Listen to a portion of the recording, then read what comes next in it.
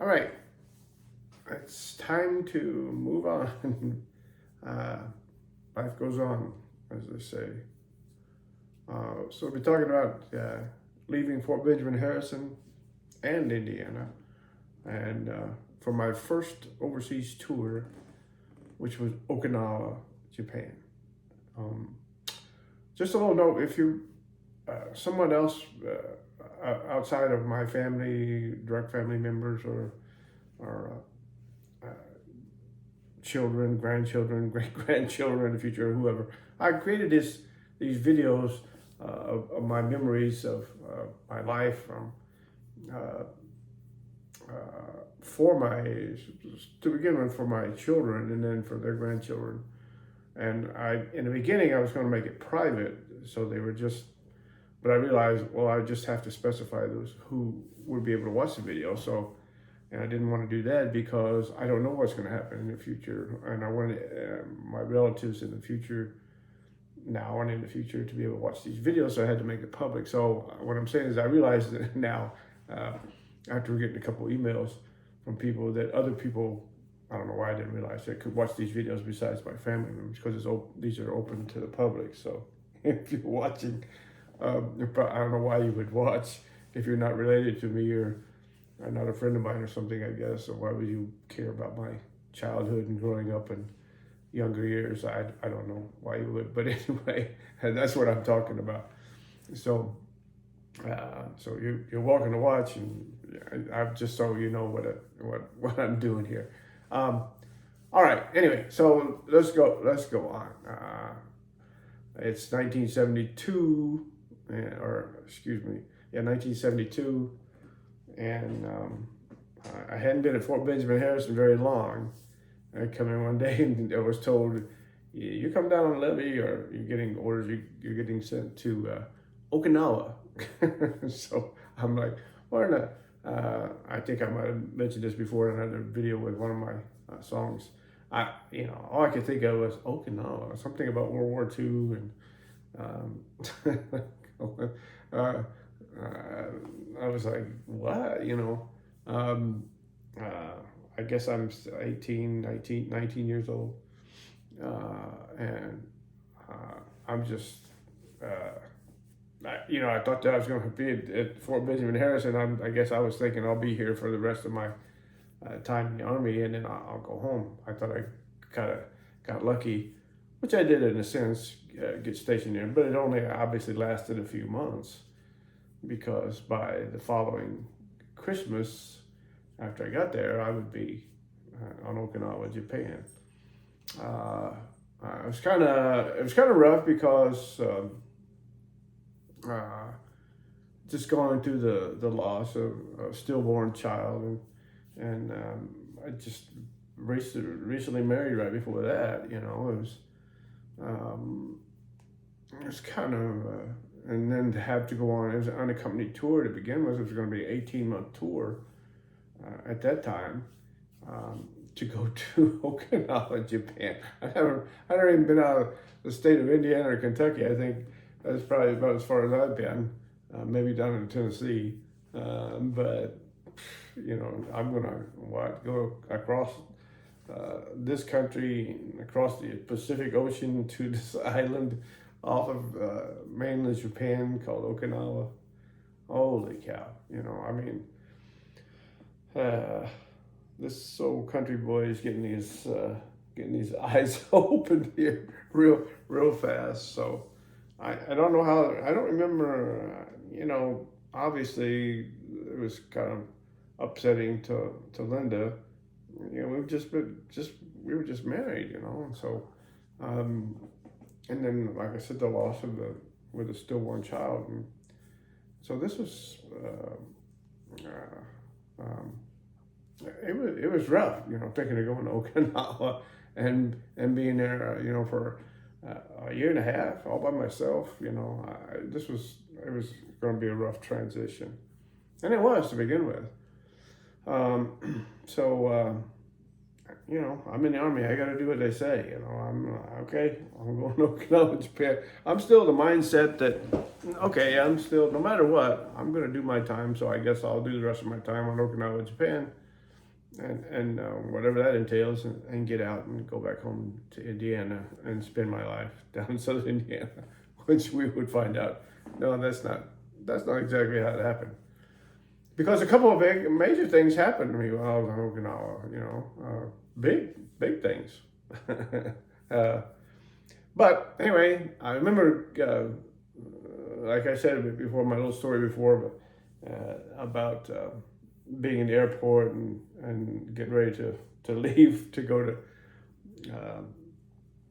California, where I'd be subsequently processed and then sent to Okinawa. I didn't want to get on that airplane. I did not want to get on that airplane at all. And it wouldn't have taken much for me to just go while I was in the airport, to just turn around and head back home. But you got to do what you got to do. And so I got on that airplane and I went to California and Oakland, and then we were processed, and eventually I ended up in Okinawa, Japan. A long flight. Long. After I'd already flown from Kentucky to California, and then from California to Okinawa, Japan. That was a long flight. I forget, 20 something hours, I think. And so we get there, and Okinawa is like, as I would find out later, obviously once you've been there, Okinawa was we had captured this island, a huge island, during World War II, and as history would tell you, that many Americans gave up their lives and lost their lives on that island, taking that island during World War II. And it had been ours. That we claimed it after we took it. Obviously, some after the war, we claimed that island. We kept that as a territory. I forget exactly how it's categorized, but it was all under U.S. control for a long time. And if you look at it, if you think, why would they want to keep it? Well, strategically, it sits in a nice place, especially if you do what we eventually did, was set up an air base there. It's a nice place to have bombers and airplanes and so forth in that area of the world. And so there's still an air base there, Kadena Air Base. And there's, as I would find out, although at that time it was starting to die down, but during the Vietnam War, there was a lot of Army on Okinawa. A lot of Army personnel and a couple of units. There was a Special Forces unit. There was a lot of supply units there because of what was happening in Vietnam. It was a short jump from there to Vietnam. So a lot of Army there. And when I first got there, there was the hospital that was there. The military hospital was called Camp. They called it Camp Cooey Hospital. It was Army hospital. Now, obviously, I don't know if there were at that time, but there are a lot more Marines, especially, and Air Force than there are Army people there. But the hospital at that time was belonged to the Army, and I'm in the Army. So I got there. I remember getting initial processing through there, and of course they tell you that, like I said, we had control of that island until 1972, and then they were going through revision. In other words, we were giving Okinawa back to Japan, but there were a lot of people there, Japanese, Okinawans, who didn't particularly like us, and I guess, I can understand that, because, and especially all this time had passed, 30 years or so since the war was over, almost 30 years, that they were, these Japanese people were being basically controlled by the American forces there. So there was a lot of demonstrations that had been going on for a couple years prior to that. But when I got there, they had given Okinawa, they were just in the process of going through the revision, and they were back under Japanese control. But there was a lot going on. If you look when I look at what's going on in Okinawa today, it's like, holy cow, they did all this. It's like amazing what's happened to Okinawa. But at that time, it was still pretty rough territory there as far as roads and streets and stuff. But got processed in, and of course, I remember telling us, we don't go here, don't go there, don't go there. Of course, what do you do when they tell you, when you're young and they tell you not to go places? That's where you go. But from the very beginning, getting there, there was this, you could detect this feeling of animosity by the Okinawan people towards Americans. And our service people that rode there, they didn't really like us that much. Now they were, if they were there making money off you, selling you something, of course they would smile and say what they were going to sell you. But there was this feeling it wasn't a nice, friendly, fuzzy, warm feeling that the Okinawans had toward us, and so that remained throughout the time that I was there. Initially, after getting there, I was, like I said, assigned to the hospital, and me having very little knowledge. I'm supposed to have this combat medic training, basic. Worked very briefly at Fort Benjamin Harrison, that little bit tiny hospital there. So I gained very limited experience there as far as medical knowledge. Well, they assigned me to this hospital to the newborn and they had a newborn unit which was slash NICU, newborn intensive care, and I don't know. And I go, okay, and that's the way it went with a lot of things in the military. It's on the job training. Well, I don't know how to do this. What are you going to learn now, soldier? So I thought I was going to be a medic. Well, here I am working in a hospital taking care of patients. In this case, I'm taking care of babies, And so this was all, I was like, you can't, things have gone to okay, because I was going to be in Indiana, to now it's like, I got to take what? I got to do what? But this was, obviously it was newborns, but it was also this newborn intensive care. So we had, so in other words, you're seeing a lot of premature babies there. I remember taking care of a lot of premature babies that were, I just couldn't believe. They were so small. They'd be like 25, 26 weekers, and you could put them, I could hold them in my hand. I just couldn't believe how incredibly small they were. And so all my feelings, not all, but a lot of my feelings about pro-life and abortion and stuff began to be cemented there, because I found out a lot of things about that people just don't realize about what a baby still in a mother's womb at 5, 6, 7, 4 months, 3 months, what that baby is. People think they're not formed, they don't have all their toes or fingers or ears, no, they do. They really do. Now, if they're born premature, way too early, then a lot of those organs that are there, but they're not really ready to function maybe yet, and so you have to help them and that's where we came in. That you have to help these prematures. You have to feed them. They're not going to want to eat. So you feed them. You have to tube feed them and keep these tiny little people alive, until they get their bodies and organs are functioning well enough to make it on their own. So, we had, I worked on not tons, but a lot of took care of a lot of premature babies during that time period. And so, I gained a new respect for unborn babies, unborn children at that time. That's where a lot of my feelings came in at. And so it's like hard for me to see people today that want to abort their babies at 5, 6 months. It's just hideous to me. Okay. So anyway, I still I'm in the mode of I'm just going to do my time, and I've made this bad mistake, and I don't want to, I just got to do the minimum I got to do to get by.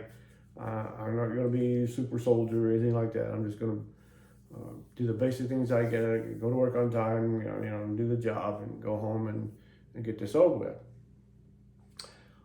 Something else happened after I got there. My new wife has decided, oh, she's not going to let me do this tour by myself. Well, as she's coming. I don't know where she got the money.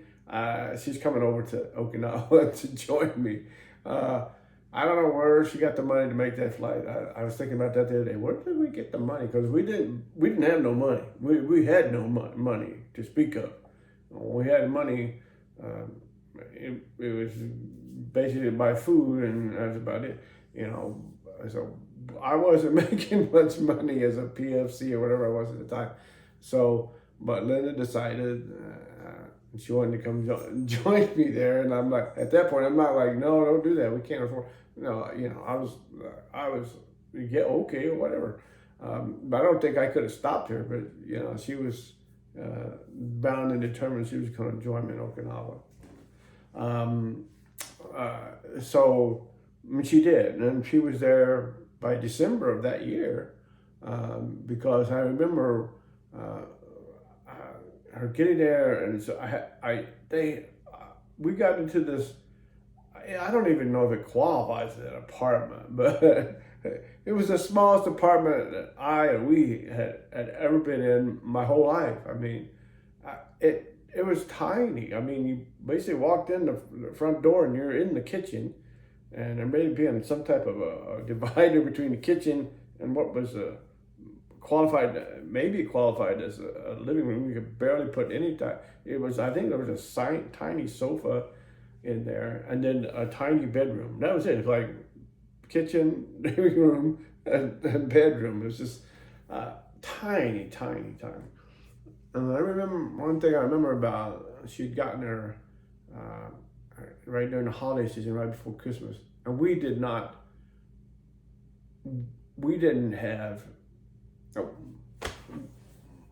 we couldn't,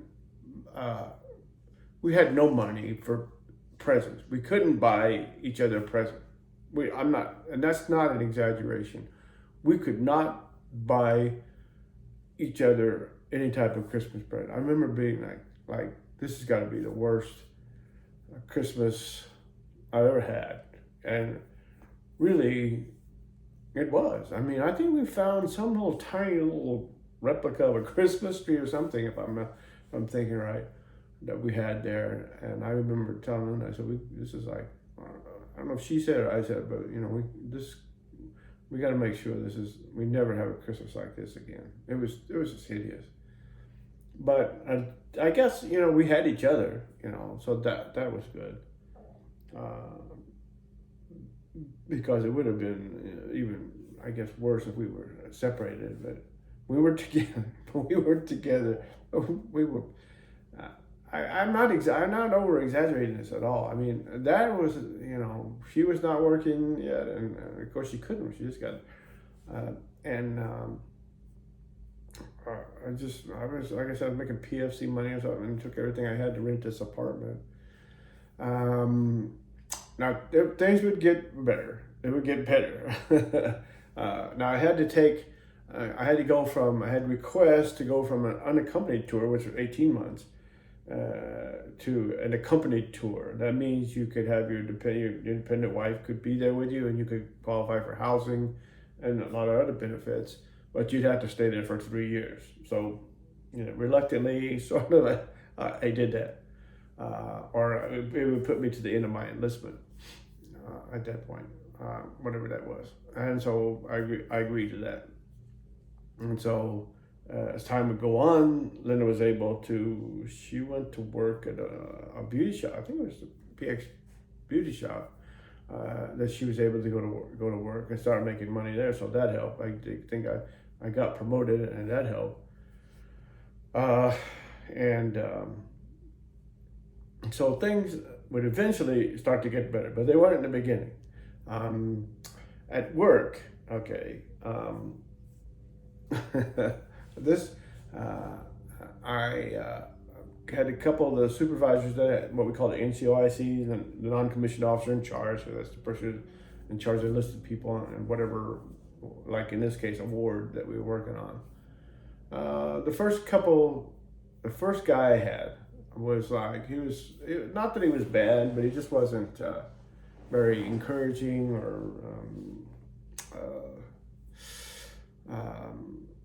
just didn't, at least to me, you know, he was just, you know, he seemed interested in getting what he needed done for himself and how that applied to people who worked for him, but he wasn't somebody who seemed to be interested in helping others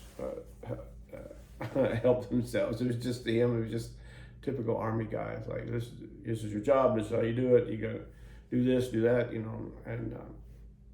And so it kind of just went right along with my, like, okay, I'm not, I'm just, okay, well, I got this guy to work for, and so I'll just keep doing my job and get out. Well, and actually I got I didn't, all my own fault. I got some disciplinary action there because I didn't show up for what was called CQ duty. I didn't check you have to always check we have CQ. You're somebody in the Army. When you're in the Army, you have Army barracks. You stay, you know, personnel stay in the Army barracks. Well, there's somebody who's always got to be awake and up, and there's usually two people who have that duty overnight. And it's usually, in this case, it would be like an E4 or an E3. One would be this what they call CQ, charge of quarters, and then you have an assistant. And you're there to stay in the barracks and make sure that everything, you know, if anything happens there, you're the eyes and ears of the first sergeant and the commanding officer in the barracks, and so you got to report anything that's going on and make sure nobody's messing or screwing around the barracks and so forth. You're kind of like on guard duty, I guess, in a sense. Well, they make these rosters up, and they had. I'm working in a hospital. The barracks is. I don't even live in the barracks anymore. So they post a duty roster in the hospital and then one in the barracks. Well, duty rosters can be changed, and there had been a rash of people who were not showing up or whatever, they weren't showing up for duty, or you know, when they were supposed to. And I think I just ran into a situation where matter of fact, I know I did. He told me so.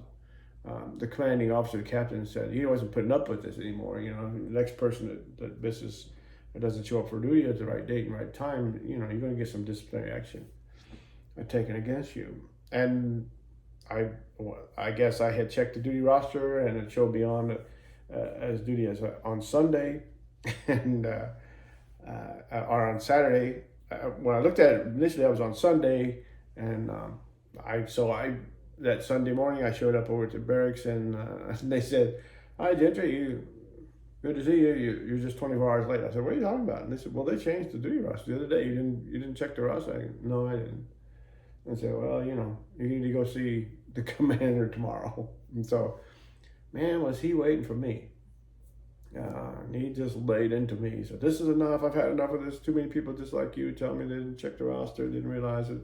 You're getting Article 15. Article 15 is just a way of, that's military jargon for disciplinary action. They could, depending upon the circumstances, they could take money from you. They could bust you, you know, and so.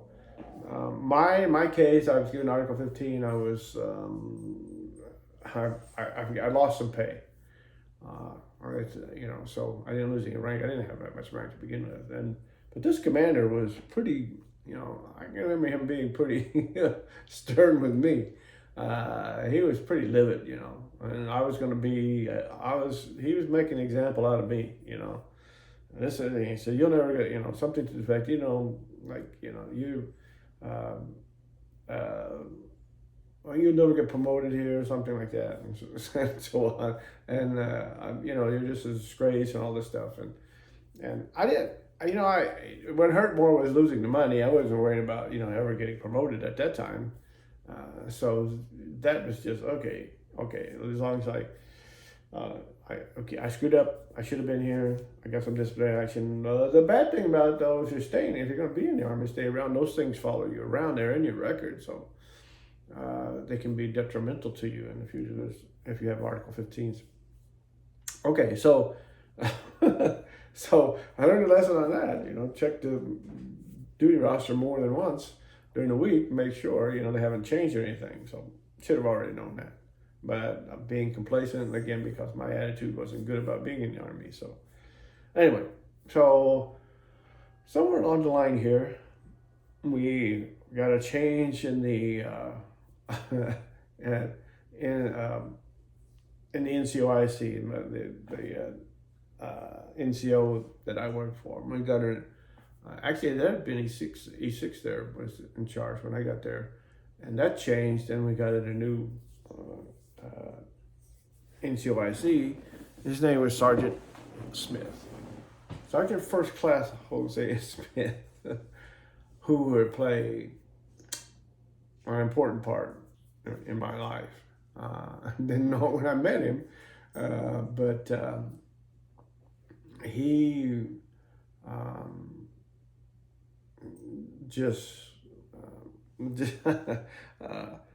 a big a big a big part of what happened to me the rest of my life is because of him. There's people in your life, that influence you, and probably if there's a top three, he's in there as a mentor, because once he took over the unit I was working at, it was different.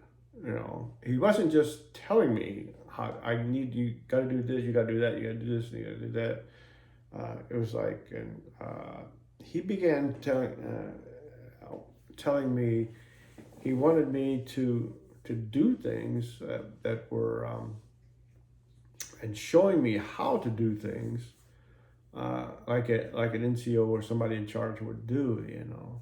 I want you to make up the schedule. I want you to order these supplies. I want you to do this on the equipment, And in the beginning, I was like, oh, what? This is his job, I didn't realize it, but and he began to ask me why, why haven't you gone to any of these courses where there's different types of courses you can take along the way as you progress, and especially if somebody's going to stay in the military to enhance your career, make you more promotable, leadership classes and so forth. And why hadn't I gone to it? I don't know, Sergeant Smith. I'm not interested in staying in the Army.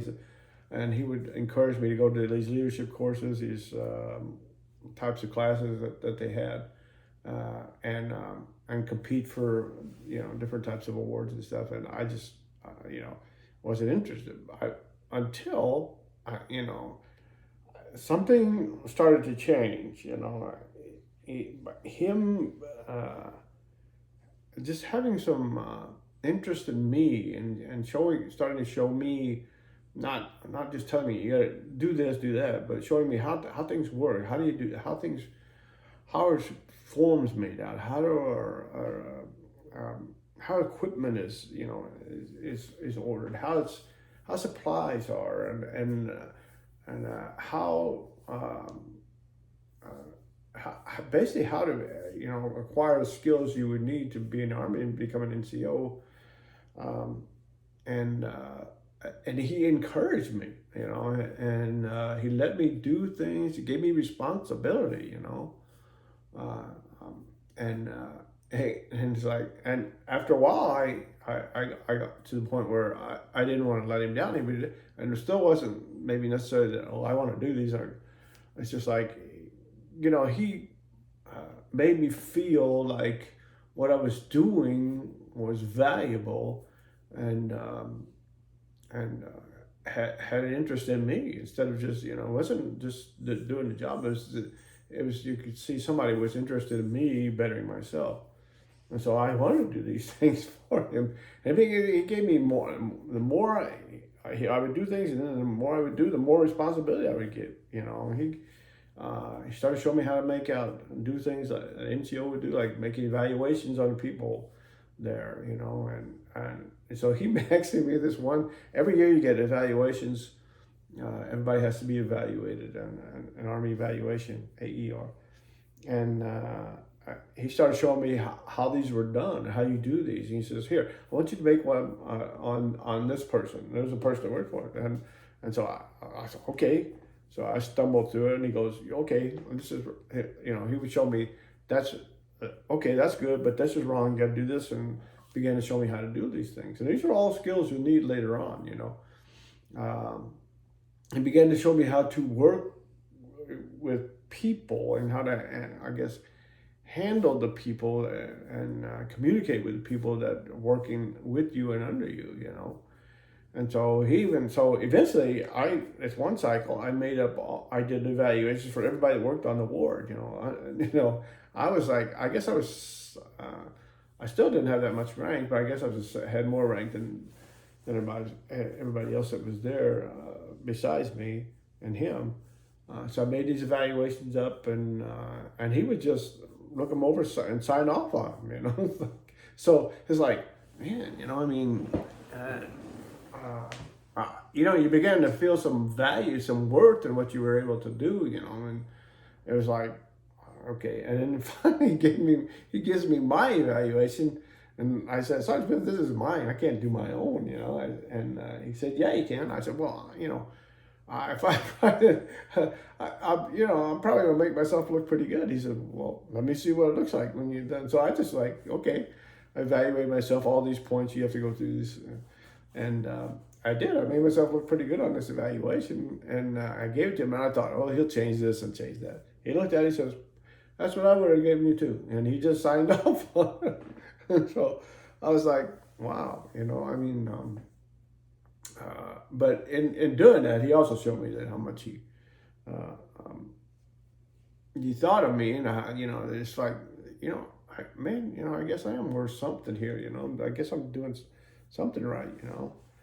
And so it just slowly over a period of months, I just began to, and now this was a guy. The other thing about him, well, he was, I, I might have mentioned it before, but sorry, he was a black guy, but I didn't, um, I didn't really, this is going to sound funny, but I didn't even realize that till later on, you're in the Army and stuff, like, you're just a group of people. No, I guess I realized he was black, but you were all in this group together, you're all in the Army, so, but Sergeant Smith was always sharp. He came to work, his uniform was clean, his shoes were, everything was, he just looked sharp, his hair was sharp, it's just, everything about him was, every day was just straight, sharp, clean, and it's like, it's like, that's like, this is what, that's what you like began to think, that's what if I was going to be in the Army and stay in the Army, that's what I'd like to be like Sergeant Smith. I remember one day we had these pay stubs. They'd come to your section and pay everybody's pay, your LES, leave and earnings statement for the month, and they'd come to the warden and then whoever's in charge would distribute them to. And he, I don't know if he realized it or not, but his was in the pay stubs. I don't think he really wanted me to see it, but I always saw his pay stubs, and I got to get them handed out to everybody that worked there. And his was in there, and I just happened to look at that time how much money he made. And it's like, holy cow, you make that much money in the Army? Now by today's standard, I can't remember what it was.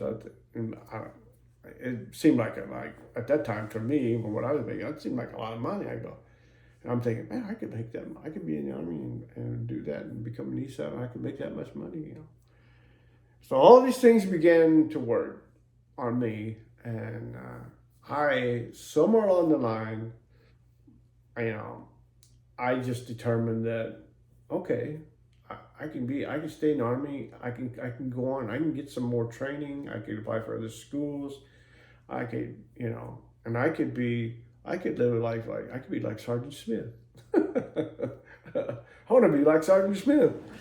And so there's a big change that came over me. Now, any kind of leadership course or or any classes, that came, or any type of competition you could get in, uh, uh, I'm in.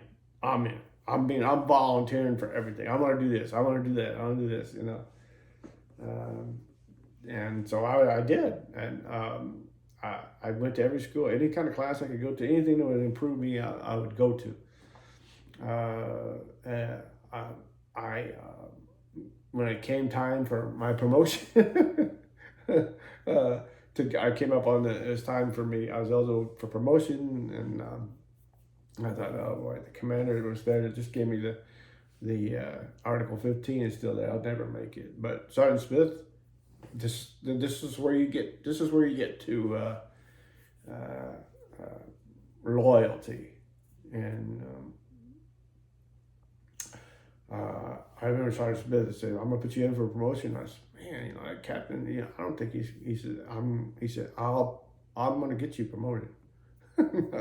um, uh, and so this was another big lesson, you know, that became vital to me, was when you respect the people that work for you and you're willing to go to bat for them, you know, knowing that if you've got good people that work for you, um, and you're loyal to them, they'll be loyal to you.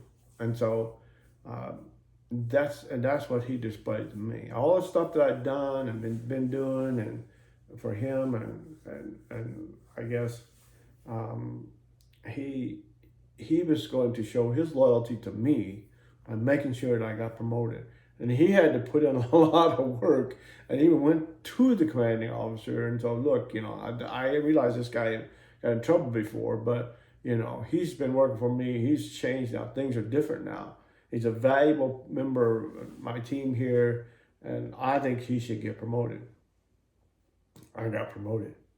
You know, the same guy that was telling me when we had the day for when stripes were pinned on, the same guy that told me I'd never get promoted there, this captain, he was pinning on my my E4. I think it was E4 or E5 stripes.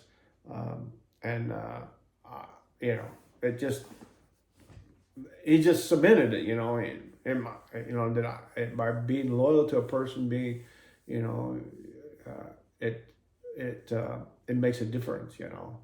So I took that that lesson, and I applied that, and when later on when I'm going to become an NCOIC in charge, that's what I tried to do. The people that work the hardest for me, you know, I'll give you my loyalty. I'll make sure you get promoted. I'll make sure that you get the things that you deserve because you've shown me with your work and your performance. So it was again a vital part of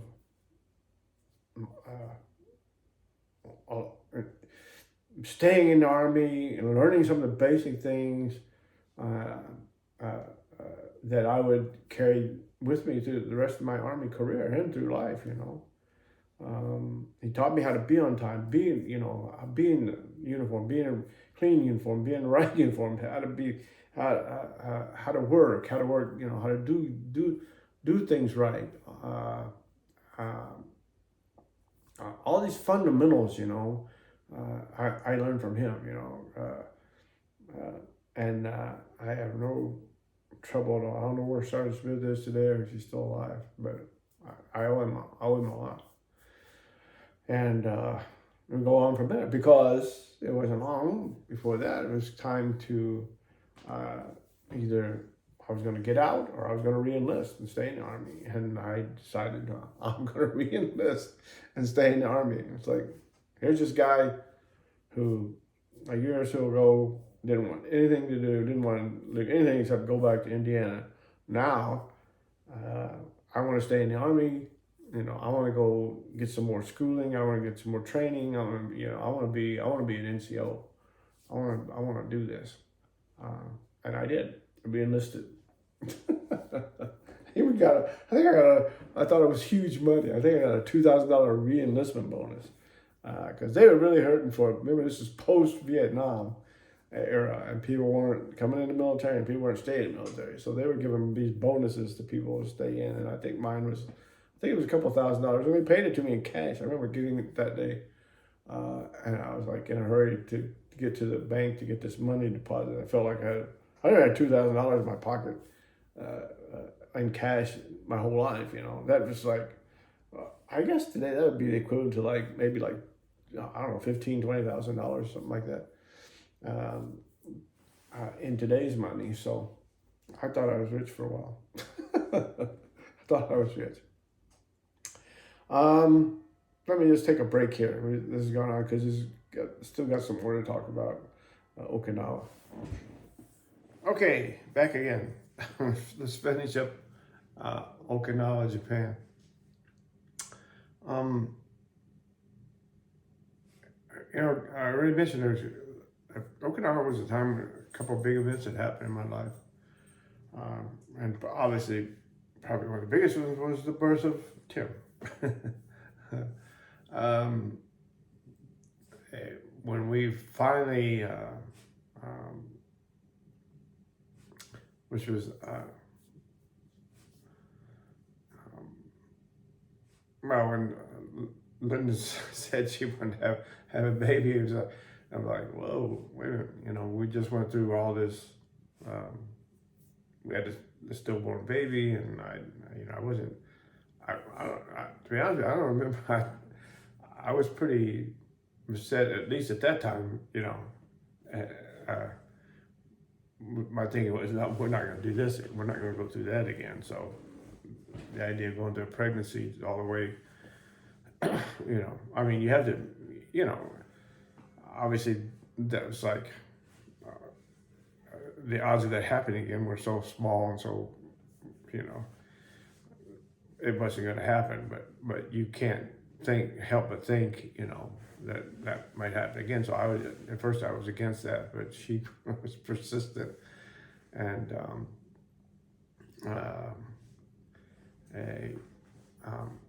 eventually I gave in to her. I said, okay, we'll have baby. And Tim was born while we worked, while we were there. That was a whole adventure all by itself. But we had this baby boy, and he was alive and healthy, but he did have his issue with his feet, which would be,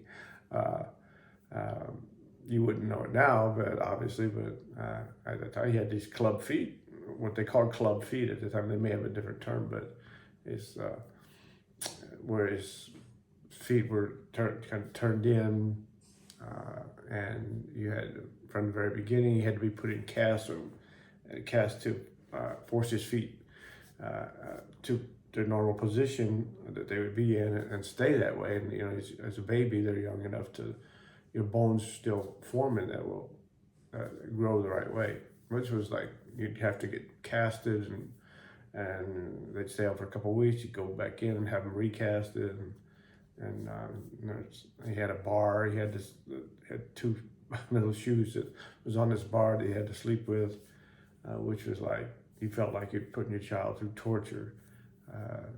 That he had to sleep and have this bar on his feet that kept his feet in a position. So that was not fun for him, and it wasn't fun for us. So, but obviously he survived it. We survived it, and life went on. And so.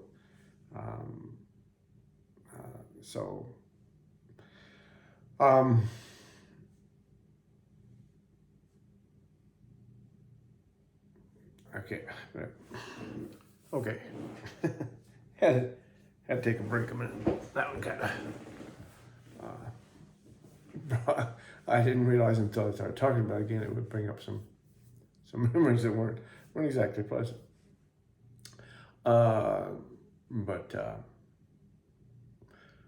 So that was 1974, March of 1974. Tim was born at the same hospital I worked at, and it was kind of Linda had a pretty rough time with that. Well, I think it was rough. It was a rough time with that. I remember being in the delivery room, and there was some shouting and yelling going on in that delivery room at the time. So, which is, obviously, maybe it wasn't so, maybe, I don't know. Um, it was just Linda being Linda, and she was, of course, not afraid to let people know her feelings sometimes. So that's what, and a woman giving birth is painful, it hurt. So anyway, but anyway, the fact I'm laughing so much because I knew all these people by virtue of working in newborn care, newborn ICU. I knew all these people over the delivery room. You know, I see them every day. So some of the looks and comments I got a few days after the delivery was like, um, um, it's like, hey, your wife, she's really kind of vocal there in the delivery room. But that was, it was kind of funny. And it's funny. It's funny now. I mean, it wasn't funny that she was in pain. It was just funny. I knew all these people and the way it went. But anyway, so we got a baby. We got a baby boy, and is selfish or whatever you want to call it. As I was, I named him Timothy Wayne Gentry. The second. I didn't know that, which was incorrect to do. I would find out later. It doesn't go that way. The second, when you're naming kids the same as your name, it should have been Junior, and then the next one would have been Timothy Wayne II. But I didn't. The idea of calling somebody, I didn't like the idea of being called Junior or him being called Junior. I didn't. I wanted to be called Tim. Timmy would, and so I got my way with that one. She let me. You're all young and full of yourself, and think your son should be the same name as you, which is like, as you find out later in life, that's not the important thing. But anyway, and so we had our son.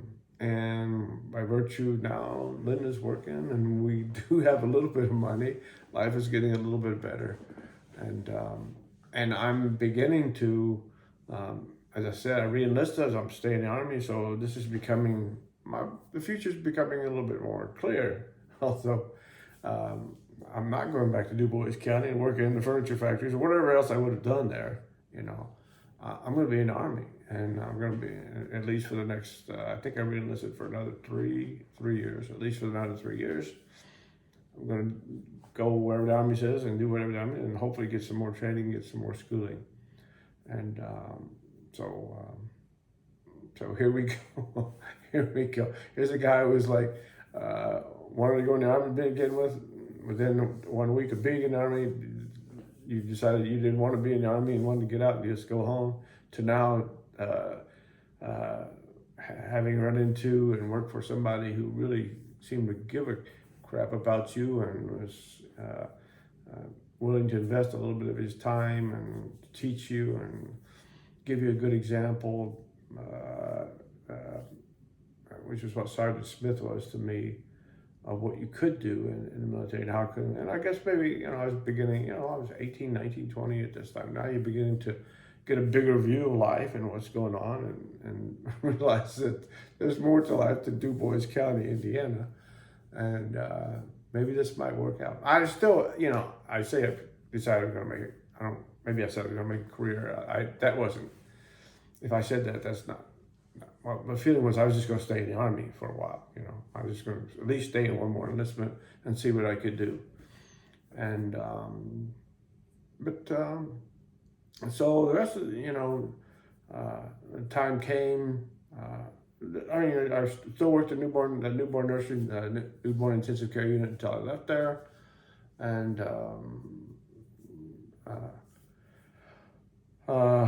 so the next assignment, I had to say, because Linda came and we became command sponsor, which means you got to spend about 3 years there in order to do that. We ended up staying there until 1975, and from there, one day I came in. From there, to get there, one day I come into work and I've got orders for. Well, I think someone had told me about Fort Ord, California.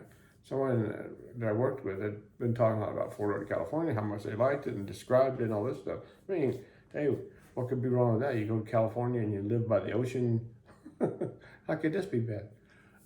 So I think I had changed there was a form you can fill out, your preferences for especially with, that's exactly right. Now that I think about it, when you're coming back for a long overseas tour, you can pretty much, within reason, they'll give you a preference sheet as to where your next assignment will be, and if at all possible, they would usually fulfill that for you. So I put in for Fort Ord based on some information I had from some other people, and it would turn out to be true. Fort Ord, California is in that area, Monterey Bay. You just up up that little highway from Pebble Beach. I mean, it's gorgeous. It's gorgeous. It's probably even more now, but that would turn out to be a very nice place to be stationed. Expensive if you had to live out of the economy, but we'll talk about that later. But I'm going to be going to Fort Ord, California from there. We are going to be going, myself and my wife Linda and our son Tim, and we'll go on from there in the next one.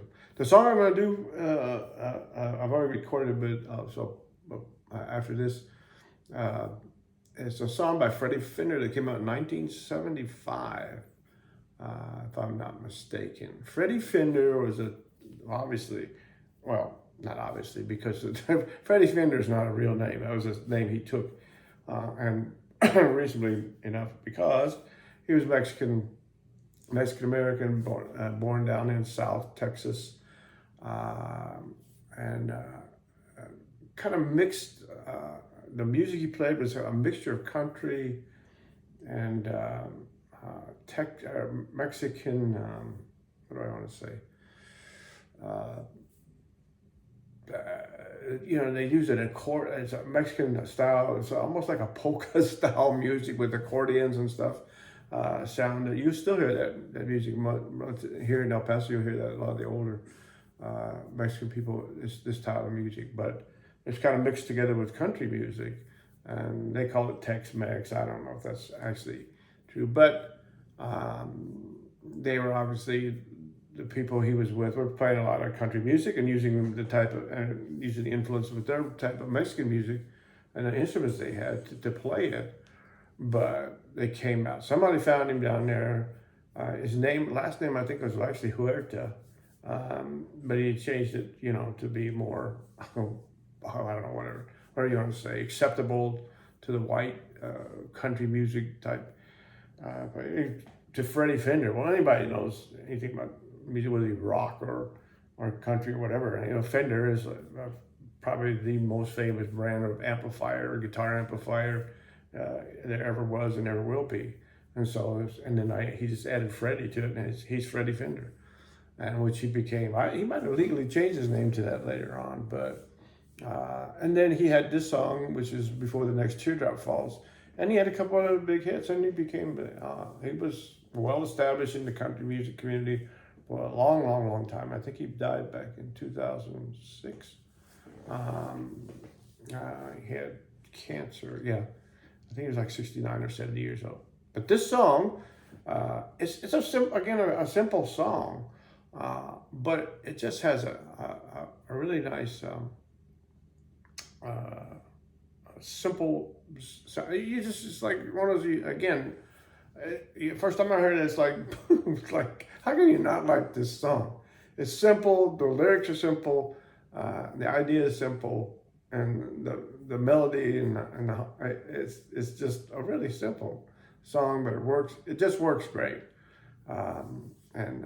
He actually, I did the second verse of this in English. I probably should have learned the Spanish. I did learn a little bit of it, but he actually would do songs where he would do this. He would do one verse in English and one verse one in Spanish. The Spanish it actually sounds better. I had got the translation as best as I could to English, but it actually sounds better, because I heard it so many years in Spanish. The second verse, and sometimes when you translate things, they don't always, it doesn't always come out because you got to rhyme, and when you translate things, you're not coming up with some words that rhyme, but they're just the meaning of that word in Spanish, in this case. But so I found the translation I kind of liked and did it in English because I'm not, I thought, well, I could learn the Spanish enough to do this, but it doesn't sound the same. It doesn't sound good when I try to do it in the Spanish that I know. So I just did it in English. So Fanny Fender, Before the Next Teardrop Falls. That's the song, and that's a little bit about Freddie. And it's coming up next.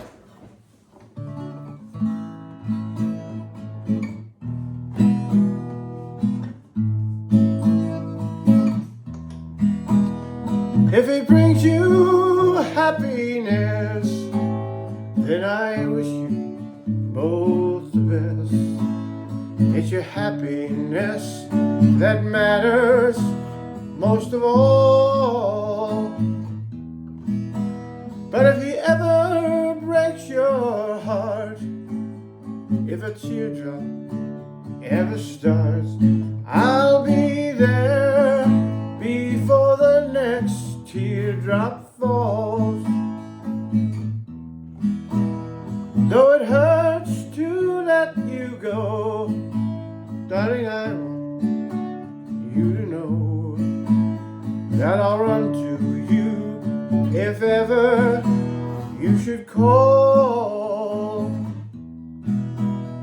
And if I should ever hear that he made you shed a tear, I'll be there before the next teardrop falls. I'll be there anytime you need me by your side to dry away every teardrop that you cry. And if he ever makes you blue, just remember I love you, and I'll be there before the next teardrop falls. Yes, I'll be there before the next teardrop falls.